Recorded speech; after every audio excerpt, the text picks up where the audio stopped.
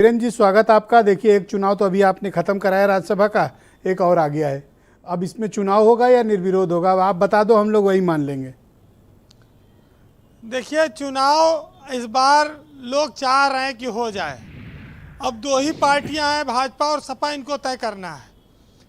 लेकिन चुनाव ना होने से सबसे बड़ा नुकसान विधायकों का होता है।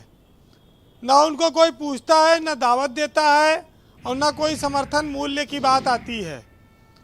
और जो नए विधायक हैं वो जान भी नहीं पाते कैसे वोट पड़ता है राज्यसभा में या विधान परिषद में। और सबसे बड़ी बात यह है कि भाई 2 ही महीना हुआ है सरकार बने, तो करोड़ों रुपया लगा के खर्च करके आए हैं। अगर चुनाव नहीं होगा तो वहाँ भी निराशा उनको मिलती है कि कोई आमदनी की व्यवस्था अभी शुरू नहीं हो पा रही है। तो विधायकों के सामने तो बड़ा संकट है अगर चुनाव नहीं होगा।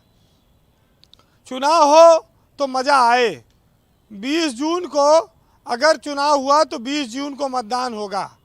अभी 9 तारीख तक नामांकन चलेगा, आज 2 तारीख से शुरू हुआ।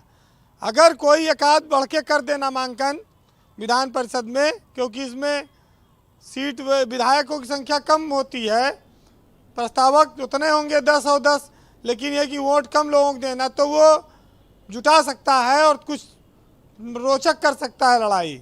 लेकिन अब देखिए, इन्हीं दोनों पार्टियों पर है। लेकिन अगर आप देखेंगे तो एक अनार 100 बीमार वाली कहावत है विधान परिषद की सीट को लेके। भाजपा सत्ताधारी दल है, उनके यहाँ अनुशासन है, 5 मंत्री बिना सदन के हैं, उनको भेजना है, वहाँ कोई विरोध भी नहीं करता और कोई शोर भी नहीं मचाता। लेकिन समाजवादी पार्टी के सामने संकट है। उनके यहाँ बहुत लंबी लिस्ट है और ऊपर से राजभर की पार्टी भी मांग रही है कि उनके बेटे को दिया जाए। अब जयंत चौधरी को देने के बाद एक ये नैतिक दबाव है समाजवादी पार्टी पर कि वो राज्यसभा में भी, वो विधान परिषद में भी एक सीट दे। लेकिन देखिए ब्रजेश जी कि योगी जी सर की भी सीट खाली हो रही। अब वो विधायक हैं, अब बचते हैं केशव मौर्य, भूपेंद्र सिंह, ये 2 मंत्री हैं, और उसके बाद जेपीएस राठौर हैं, दयालु मिश्रा हैं, दानिश आजाद हैं, नरेंद्र कश्यप हैं जी, कई सारे लोग हैं, इनको भी भेजना पड़ेगा। तो ये सब भी जाएंगे। अभी शत्रुघ्न प्रकाश भी थोड़े दिन पहले सपा छोड़ के चले गए भाजपा में, शायद उनको भी मिले मौका। सपा में बलराम यादव, रणविजय सिंह और जगजीवन प्रसाद जैसे तमाम और लोग रिटायर हो रहे हैं। इनमें से कोई रिपीट होगा ये बहुत मुश्किल है। इस बार शायद नए लोग आए। ये जरूर है कि दीपक सिंह इकलौते थे, वो रिटायर हो जाए, कांग्रेस 0 हो गई। वो दिनेश सिंह थे तो वो भाग गए थे भाजपा में, और उनकी सदस्यता के लिए इन लोगों ने बड़ा कोशिश की, लेकिन बीजेपी बैठी थी सदन में, मानी नहीं और उनकी सदस्यता भी नहीं गई, और वो दोबारा फिर से एमएलसी बन गए हैं। वो तो पुराना मामला हो गया। अतर सिंह राव और दिनेश चंद्रा, ये बसपा का जो अंतिम कैंडिडेट हैं, ये भी जा रहे हैं रिटायर होके। कहते हैं कि जो प्राप्त है वो पर्याप्त है, लेकिन सियासत में वहाँ पर संतोष नहीं मिलता है। जो प्राप्त हो जाता है उसके आगे की चाह शुरू हो जाती है, एक और कार्यकाल, एक और कार्यकाल। तो जो स्थितियां हैं वो यही है। कुल मिलाकर ये है कि सब संभल जाएंगे, लेकिन ओम प्रकाश राजभर का संभलना मुश्किल है, क्योंकि उनकी जो डिमांड है या परेशानी है वो समाजवादी पार्टी से नहीं है ज़्यादा।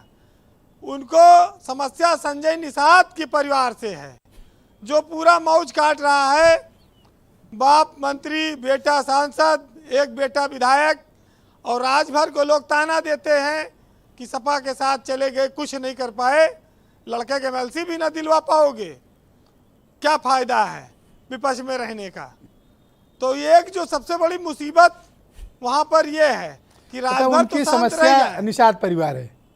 हाँ, राजभर तो ब्रजेश जी मान जाएं, लेकिन उनको चिढ़ाने वाले इतना है कि वो माने कैसे। उनके सामने बड़ा संकट है। जी। बहरहाल चुनाव तो देखिए इस बार हो जाए अगर, तो थोड़ा विधायकों को भी भला हो जाएगा। हाँ, और इन मीडिया गरीबों को कोई भी। पूछे तो, हाँ, कोई थोड़ा ठुड्डी में हाथ तो मीडिया भी रखे, खाना ना काम मिल खिलाए, जाए। फोन सोन करे जिले में। हाँ, दावत वावतें शुरू हो जाए होटलों में, विधायक आने जाने लगे, नकली विधायक भी और असली भी दोनों, सबका अपना अपना मामला सेट हो सकता है। बहरहाल आज रफीक सदानी हो जाए, बहुत दिनों से उनकी कविता है जियो बहादुर खद्दर धारी जी। तो उसको सुनिएगा, आनंद लीजिएगा कि धूमिल भय गांधी के खादी पहिरे लागे अवसरवादी, या तो पहिने बड़े प्रचारी और देश का लूटो बारी बारी, जियो बहादुर खद्दर धारी। और तन के गोरा मन के गंदा, मंदिर मस्जिद के नाम पे चंदा, और सबसे बढ़िया तोहरा धंधा, ना तो नमाजी ना तो पुजारी, जियो बहादुर खद्दर धारी।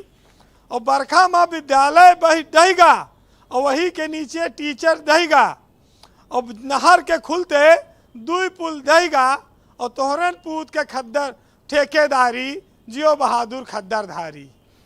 वाह वीरेन जी, बहुत बहुत शुक्रिया और आपका बहुत बहुत धन्यवाद।